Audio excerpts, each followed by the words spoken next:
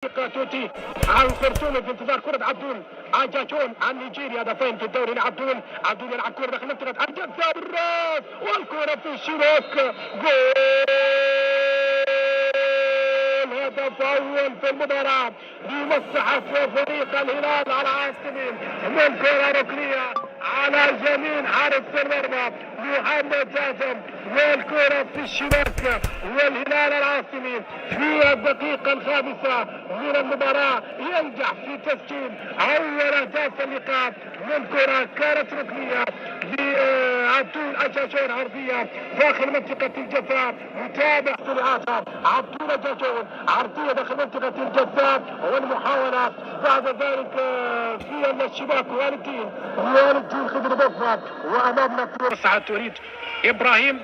كل تأكيد بالنسبة لقيام مباريات كأس العالم المونديال العالمي في دولة قطر أثر كثيرا على حضور الجمهور في مباريات الدوري الممتاز. وانطلاقة أمامية لفريق توتي داخل منطقة الجزاء وهذه تصويبة.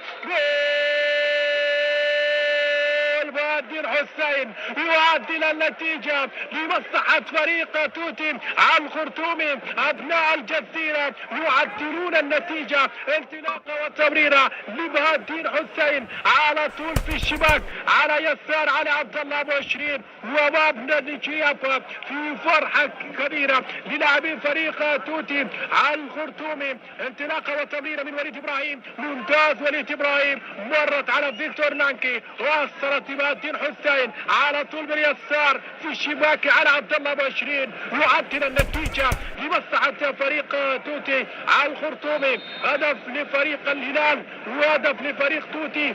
عطى الاستلام، عطى امامه موفق، يلعب لموفق ومقطوع من امامه عمر سليمان. استلام من عمر يمرر على اليسار لدوشكا لابراهيم هاشم، مقطوع من امامه موفق صديق والتمريره لاجاجون. اجاجون محاوله على وشارة منطقه الجزاء لوالد الدين اماميه، استلام، تصويبه، جول!